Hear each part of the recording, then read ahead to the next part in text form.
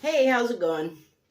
So I want to talk about like what got me started on this whole uh, women in media thing and how they're portrayed. And I've been trying to figure out how to approach talking about that. And I was watching a documentary about David Cronenberg movies and David Cronenberg, and something came to mind. And it is something that I've seen in other shows that I've been covering on my channel. Like one time I talked about the Night Stalker Kolchak and how they're just awful to women then. But I think they were just awful to women then in the show. But I think it was also the time where, boy, if you think people are constrained from saying stuff now, you should just hear what they used to be able to say. But while I was sort of processing all that, I knew that it came from a certain place. So I looked up all of the writers and directors and producers that worked on the series, and sure enough, they were all like born or like before the 30s and the 40s, or in the 30s and the 40s. So their thoughts about women and equality are not, shoo boy, are they far from what they are even today. And so the reason why I started doing that thing about the women is because I was watching a Justice League cartoon, and they had Hawk Girl, who is actually a woman. I don't really care about that, but it is a thing that people do care about, and I understand that it's like a respect thing. So, Hawk Girl.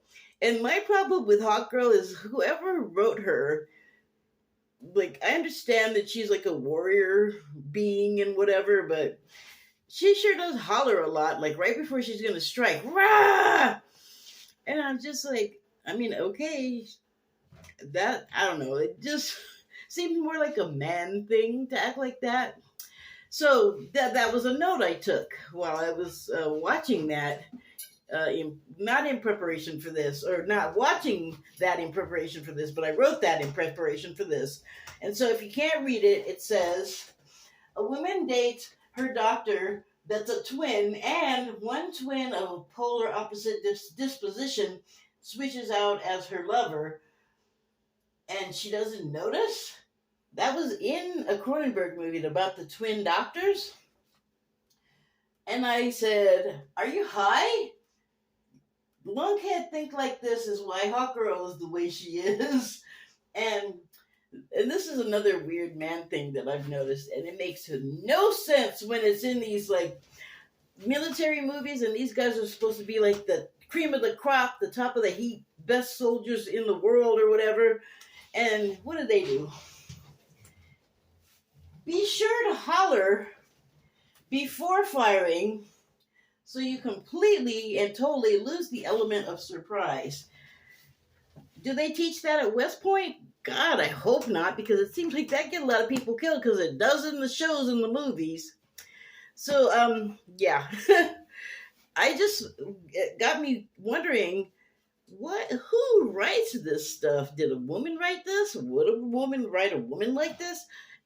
Have you ever thought, as a woman, or maybe even a man, well, you've been watching something, a dude must have wrote this. I know that we've all said it about, we women have said it about bras and high heels. Like some dude designed this, and that's probably like almost entirely true of the bras. The shoes, I don't know, because back in the powdered wig time, or, you know, hundreds and hundreds of years ago, I don't know exactly when, men wore powdered wigs and women were walking around in ballet flats, and men were teetering around on heels. Nothing like the stilettos of today, but I don't know. That's just, I just think that's interesting. So I also have looked into the way women write, direct, and portray other women. But I'm not talking about that yet, because that's not ready to go. I'm still on the men. And the way they deal with us, because they are the predominant ones that do this stuff, and or they have been, historically. So that's what happens. It just comes out like all crazy. Like I just see, it's especially with the Kolchak. It's like you see, like, wow, that's how you really feel, huh? Why is so hostile? Like the guys on Hope, they're so mad at the women. Like the one woman who's actually a colleague of Kolchak, another reporter, he's constantly talking about how much she's eating, and it's just like he makes so much of a deal about her eating and enjoying her food. And the thing is like I looked at her first, this actress, and her face is round, but when they zoom out, her body is slim. Like she probably would not have gotten a job as a chubby woman because homie didn't play that back then, and they still don't. Like women are still starving themselves. And look, this is what I remember most from childhood and just being a woman is seeing like my relative women and friends come home from work, and what are the first things they do when they walk in the door? Kick off the heels, get out of the bra, and go, ah. And it's like, I don't think men get like, that's just one thing that we have to deal with. I only dealt with the bra because I can't really walk on the heels. It's just not practical, and I don't even want to go into all that. Like I don't conform really to all of that other stuff. But I kind of have to wear a bra because if not, I'm just going to be flying all over the place, and that's good for no one. And, you know, you have to wear one to work, and you're expected to be somewhat modestly covered in just public so that you're not, like, giving anyone any ideas or I don't know. Whatever. Like, we have to do so much that men just don't have to do, and it's not fair. It's just, that's my beef. It ain't fair. Well, I have other beef too, but.